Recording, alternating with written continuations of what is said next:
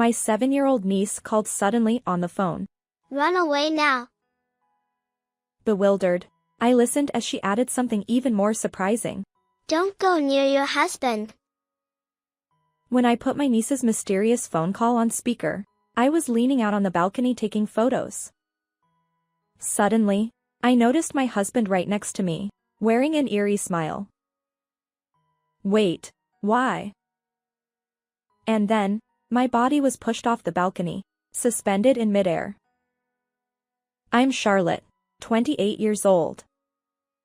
3 years ago, I married David, who is the same age as me.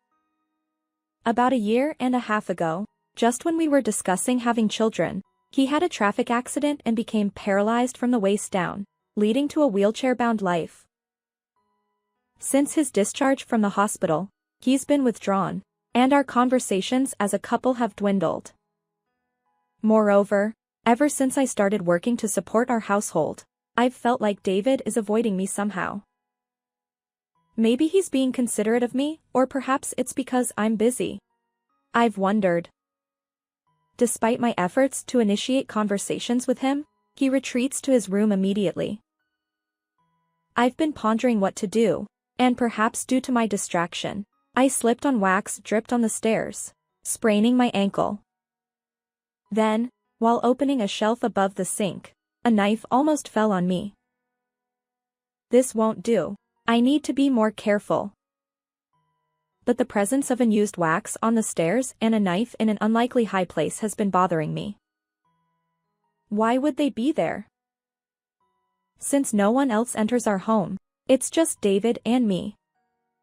However, David struggles even to stand up independently, and the sink area is too narrow for his wheelchair. Could it be that I'm doing things and forgetting? Despite my doubts, I've been feeling restless lately. One day, I went to my brother's house to deliver a congratulatory gift for my niece's enrollment. Although I invited my husband, he didn't want to come, so I went alone. It seemed like a good opportunity to discuss our situation with my brother. When I arrived at my brother's house and handed over the wrapped gift, my niece Emma suddenly said something unexpected. Uncle David can walk now, right? I replied. Wait, no, not yet. Emma looked puzzled and said. Huh? That's strange. I dreamt of Uncle walking confidently. My brother wore a stern expression as Emma blurted out this surprising statement without even saying thank me. However, I knew that my niece had an unusual ability. Many times, events she dreamt about actually happened. These occurrences ranged from sudden rain showers to unexpected visitors. Mostly trivial things, and my brother dismissed them as coincidences. Just as Emma was about to continue her dream story, my usually mild-mannered brother sternly interrupted her, saying, Emma, stop it. Creating expectations only leads to disappointment. Emma, desperate to convey something to me, fell silent under my brother's glare. Frowning and upset, she lowered her gaze. Thank you, Emma. It makes me happy to hear that David might be able to walk. Both my husband and I had hoped for this outcome. Emma's mysterious words provided a glimmer of hope for David's future, lightening my heart. Perhaps, someday, my husband really will walk. Believing that is the one thing I can do now. And maybe, if that happens, our relationship will naturally mend. After a long time, with a newfound sense of brightness, I returned home. Hey, Emma said she dreamt that you can walk. It must be a premonition, I said with enthusiasm. But my husband retorted sharply. What? Don't believe kids' nonsense. Miracles like that don't happen. Despite my cheerful tone, he shouted at me with incredible force. You're right. I'm sorry. Even though he grapples with his immobile legs every day, I thoughtlessly uttered baseless remarks. My shallowness left me deeply remorseful. I deserve to be scolded, I thought. Since that day, my husband has secluded himself in his room, refusing to share meals together. Even though we're under the same roof, I seem utterly alone. I made your favorite beef stew. Let's eat together, I offered. His response was cold. Not interested. Attempting to repair our relationship, I spoke through the door, but his words echoed harshly. The doorknob yielded no entry, the lock remained engaged from the inside. Please, open the door. I want to see your face and talk, I pleaded. His reply was firm. Leave me be. I need to think alone. So, I decided to observe for a while, avoiding any further strain on our relationship. A few days later, on my day off, I was cleaning when my husband unusually appeared in the living room. His expression was remarkably calm. I'm sorry about the other day. I went too far. It's okay, it was my fault, I replied. But more importantly, would you like something to eat? My husband requested sandwiches, a rare occurrence. Hearing those words after so long, I felt like jumping for joy. We sat face to face and enjoyed the homemade sandwiches. He happily polished off the entire plate, saying, "Delicious, delicious." I hope moments like this last forever. After the meal, my husband looked out the window and made a request. Hey, could you take a photo of the sunset? From where I am, I can hardly see it. Maybe from the second-floor balcony? Indeed, the building obstructed the view from our first-floor living room.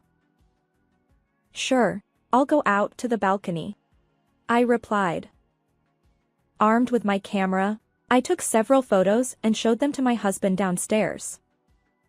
His disappointed expression was evident. The building blocks the view.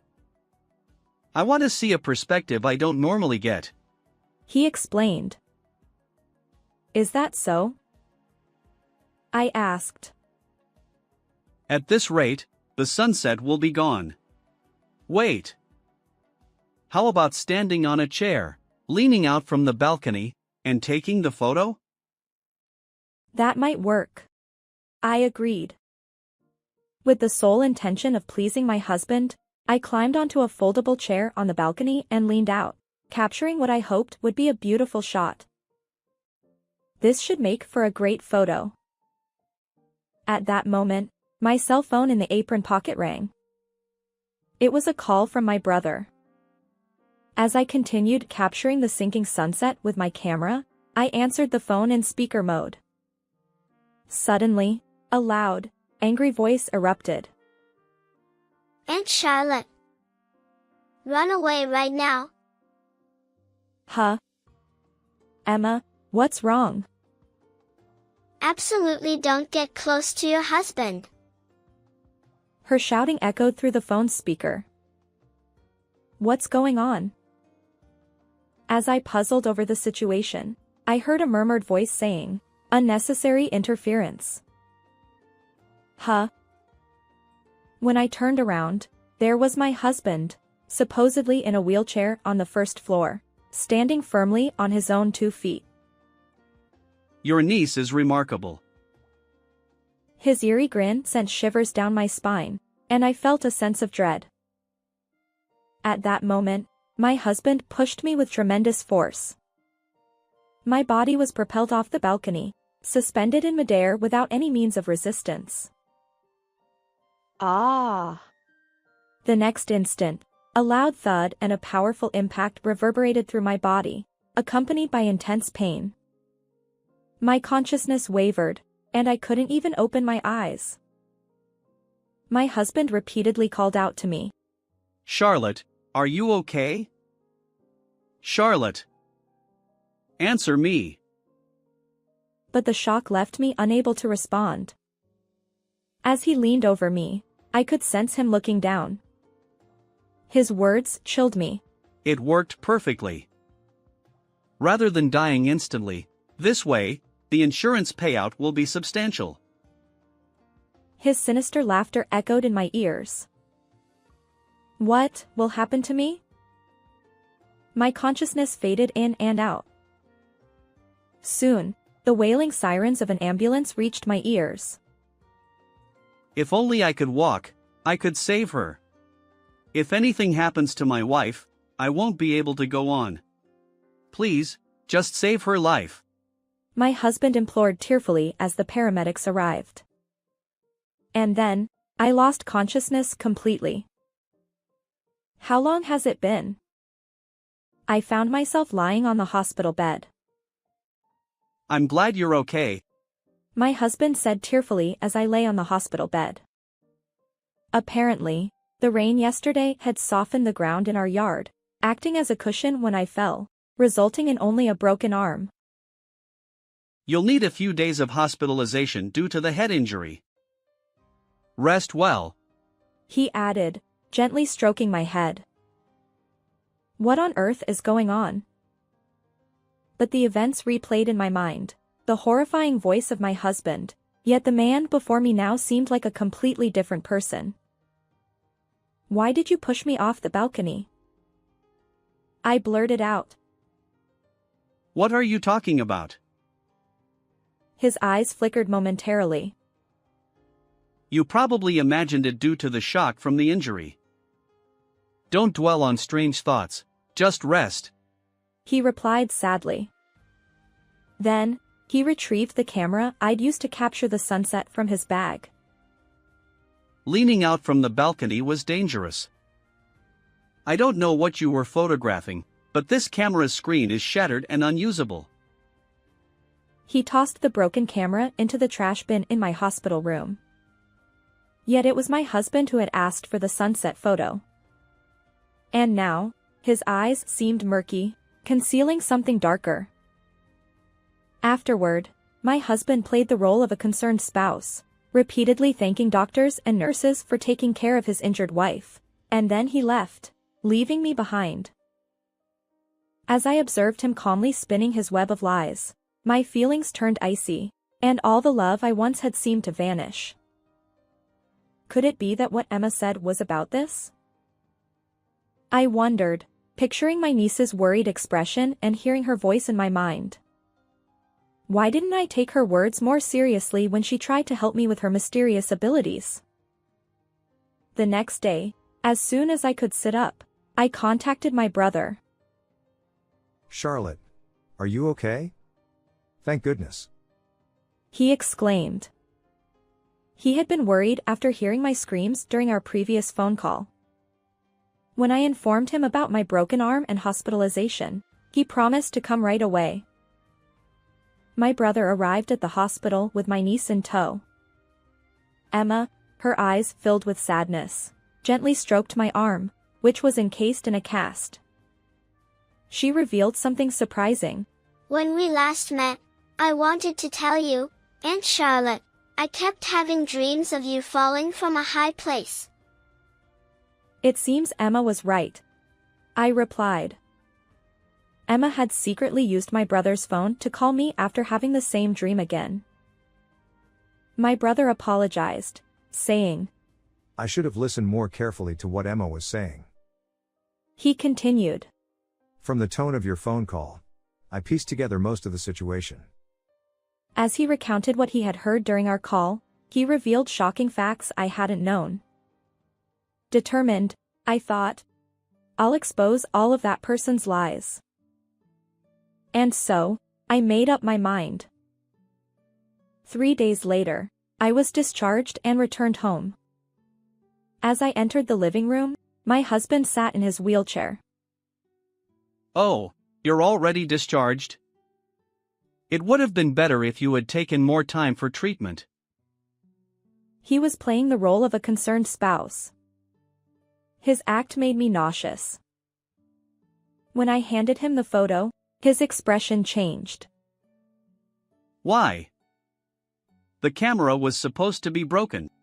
He stammered. But the picture was taken with the same camera I'd used to capture the sunset. A candid shot of him standing, about to attack me. The screen was shattered, but the SD card inside still had the photo data. I explained. This proves you can walk, and there's no denying it. He clicked his tongue and slowly rose from the wheelchair. Fine, if I'm caught, so be it. With an air of defiance, he began to confess everything. It appears that after the accident, my husband genuinely couldn't walk at first, but around 2 months later, he gradually regained the ability to walk. However, he continued pretending to be disabled because he believed it would yield higher compensation, insurance payouts, hospital fees, and the like. You've been deceiving me all along, my husband retorted. They say to deceive your enemies, start with your allies. And besides, there's no better deal than this. I've been genuinely worried about you, and I've done so much for you, I replied. He smirked, an unsettling grin on his face. Well, then he added, if you'd stayed in the hospital longer, you could have earned even more. Traffic accidents are the best for payouts. What? I was taken aback. He chuckled. Next time, I'll push you into traffic on a busy street. His laughter was disturbingly out of place. When did he become this person? It was hard to reconcile with the man he used to be. But dwelling on it now wouldn't change anything. Enjoy your laughter while you can. I'm reporting you to the police for pushing me, I declared. Without evidence? He challenged. What? I was incredulous. He leaned back in his wheelchair, feigning vulnerability. That photo was probably doctored. I really can't walk. Despite having just stood up, he resumed the wheelchair-bound act, attempting to evoke sympathy. I was utterly exasperated. Enough. There's more evidence. Another piece of evidence was an audio recording where my husband's voice could be heard saying, It worked perfectly. The insurance payout will be substantial. You didn't believe in Emma's mysterious abilities, but thanks to her, I obtained this evidence. That was the recording my brother made when he heard my scream after Emma called with a premonition dream. By the way, I'm also recording our current conversation on a voice recorder, I added. My husband retorted. Hand it over to me. My husband, who had always worn a faint smile, suddenly lunged at me, attempting to snatch them away. Call the police right away, I shouted, and my brother entered the living room. As it turns out, he had driven me home from the hospital. He had been secretly observing us the whole time. What have you done to my sister? My brother's clenched fist trembled with anger. Suddenly, my husband's demeanor changed dramatically, and he began apologizing profusely. Please, don't involve the police, he pleaded. You're apologizing to the wrong person, my brother retorted. My husband then took my hand, tears in his eyes. But I knew it was all an act. Charlotte, forgive my mistakes. Despite pushing me off the balcony and causing my broken arm, how could he ask for forgiveness?